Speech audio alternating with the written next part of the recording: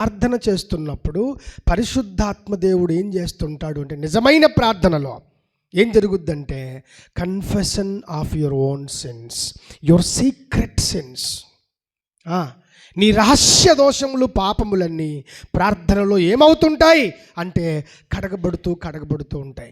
గత వారం నీ పాపాల చిట్ట ఒక 66 అనుకుంటే, ఈ వారమంతా నువ్వు ప్రార్థన చేయటం మూలాన ఆ పాపాల చిట్ట 65, 64, 63, 62 కౌంట్ డౌన్ అవుతుంది. ఇఫ్ యు ప్రే వెల్, నువ్వు బాగా ప్రార్థన చేస్తే నీ పాపాల చిట్ట తగ్గుతుంటుంది.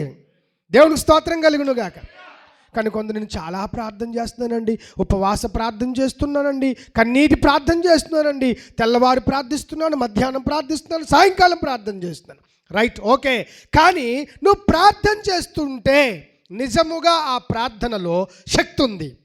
కానీ నువ్వు ప్రార్థన చేస్తున్నట్టు యాక్షన్ చేస్తుంటే, ఆ ప్రార్థన క్వాలిటీ ప్రేయర్ కాకపోతే, గుణాత్మకమైన ప్రార్థన కాకపోతే, ఒక చిన్న పాపము కూడా నీలో ఉందని నీకు తెలియదు.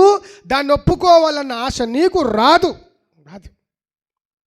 ప్రార్థన నీ లోపల పాపాలను ఒప్పిస్తుందండి. ప్రార్థన ఆత్మ సహాయంతో వస్తుంది కాబట్టి దేవునికి స్తోత్రం కలుగునుగాక.